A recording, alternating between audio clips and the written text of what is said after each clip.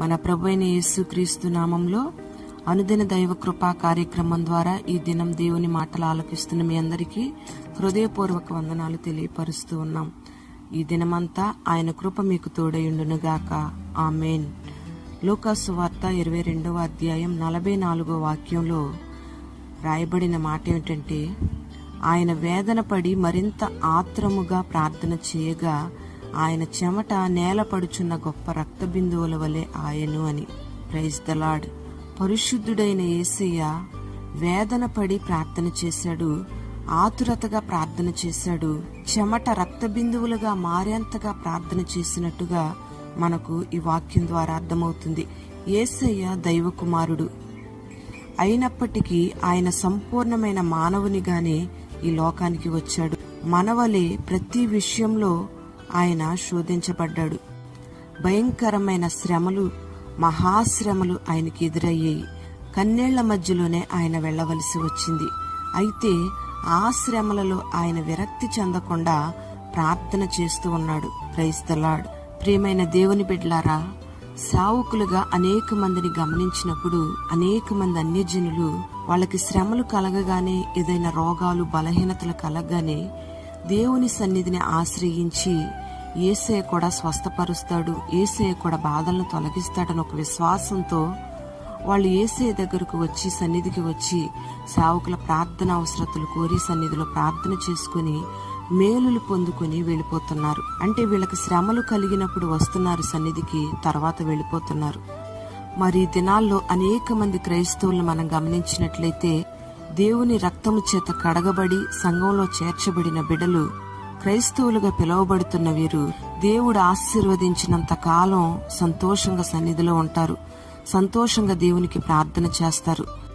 వారి జీవితంలో కొన్ని శ్రమలు, నిందలు, అవమానాలు ఎదురవగానే వారు మరింత ఆతురతగా ప్రార్థన చేయాల్సింది పోయి దేవుని సన్నిధిని విడిచిపెట్టి ఆ శ్రమల వలన విరక్తి చెంది దేవుని నుంచి దూరమైపోతున్నారు, ప్రార్థన చేయడం మానేస్తున్నారు. ఇలా శ్రమలలో విరక్తి చెంది దేవునికి దూరమైపోయిన బిడ్డల్ని అనేక మందిని మనం చూస్తూనే ఉన్నాం. ఇక్కడ యేసయ్య చేసిన ప్రార్థనలో మనం నేర్చుకోవలసిన పాఠం ఏమిటంటే, ఆయనకు కలిగిన శ్రమలు, మహాశ్రమలలో కూడా ఆయన వేదన పడుతూ మరింత ఆతురతగా ప్రార్థన చేసినట్టుగా మనకు కనబడుతూ ఉంది. ఆయన అన్ని శ్రమలు ఎదురైనా ఆయన ఎందుకు అంత ఆతురతగా ప్రార్థన చేశాడు అని మనం గమనిస్తే, యేసయ్య ఆ మహాశ్రమలను జయించడానికి యేసయ్యకు పరలోకపు శక్తి అవసరమైంది. అందుకే ఆ శ్రమలను సహించడానికి, ఆ శ్రమలను జయించడానికి దైవశక్తి కొరకు యేసయ్య మరింత ఆతురతగా ప్రార్థన చేశాడు. Praise the lord. చూడండి, ఆయనకు కలిగిన వేదనలో, ఆ శ్రమల్లో ఆయన మరింత ఆతురతగా ప్రార్థన చేసినప్పుడు ఆయన చెమట నేలపడుచున్న గొప్ప రక్త బిందువుల వలె మారేంతగా ప్రార్థన చేసినప్పుడు లూకా సువార్త 22:43 వాక్యంలో రాయబడిన రీతిగా ఒక దేవదూత ఆయన కనబడి ఆయన్ని బలపరిచిందటండి. Praise the lord.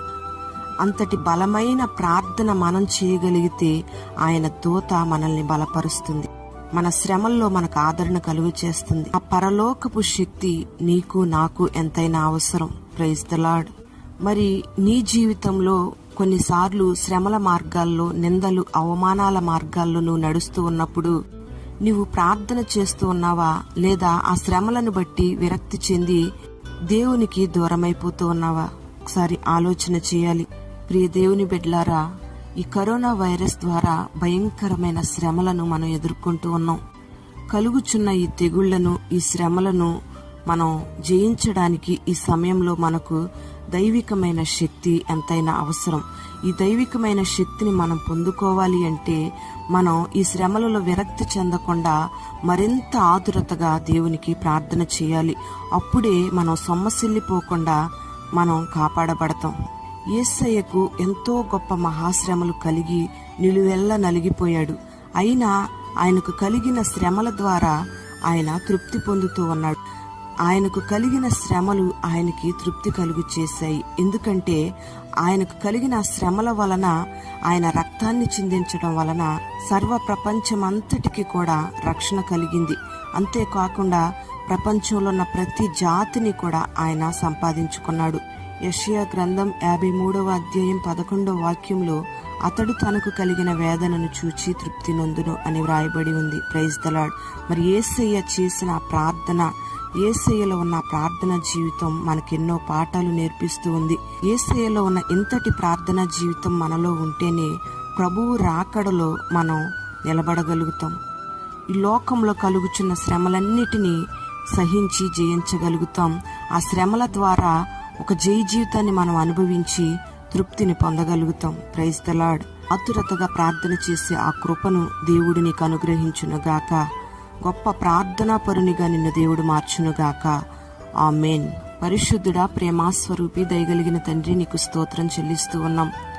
మీరు అనేక వేదనల మధ్యలో, కలవరాల మధ్యలో, అనేక నిందలు, అవమానాల మధ్యలో, మహాశ్రమల మధ్యలో మీరు వెళ్ళినప్పుడు ఆ శ్రమలలో విరక్తి చెందకుండా, ఆ శ్రమలలో మరింత ఆతురతగా వేదన పడుతూ ప్రార్థన చేసినట్టుగా మీరు మాకు తెలియపరిచారు. ప్రార్థన ద్వారా గొప్ప సంతోషాన్ని మీరు అనుభవించారు, తృప్తిని మీరు పొందుకున్నారు. ఆ రీతిగా నీ బిడ్డల జీవితాలలో కూడా కలుగుచున్న శ్రమలలో, భయంకరమైన ఈ ఆపద్ కాలాలలో కలుగుచున్న శ్రమలను బట్టి విరక్తి చెందకుండా, నీ సన్నిధిని విడిచిపెట్టకుండా మరింతగా నీ సన్నిధిని సమీపించి ప్రార్థన చేయడానికి గొప్ప ప్రార్థన అభిషేకాన్ని, ప్రార్థన ఆత్మని బిడలు కలుగు చేయండి. కలుగుచున్న శ్రమలన్నిటినీ సహించి జయించడానికి బలమైన దైవశక్తిని బిడలకు దయచేయండి. ఆ దైవశక్తిని పొందుకోవడానికి కావలసిన ప్రార్థనాత్మని బిడల్లో మీరు పెట్టి నీ బిడలను పేరు పేరున దీవించి ఆశీర్వదించమని, నీ సన్నిధిని బిడలకు తోడుగా ఉంచి కృప కలుగు చేయమని యేసు నామములో అడుగుచున్నాము తండ్రి. ఆమేన్.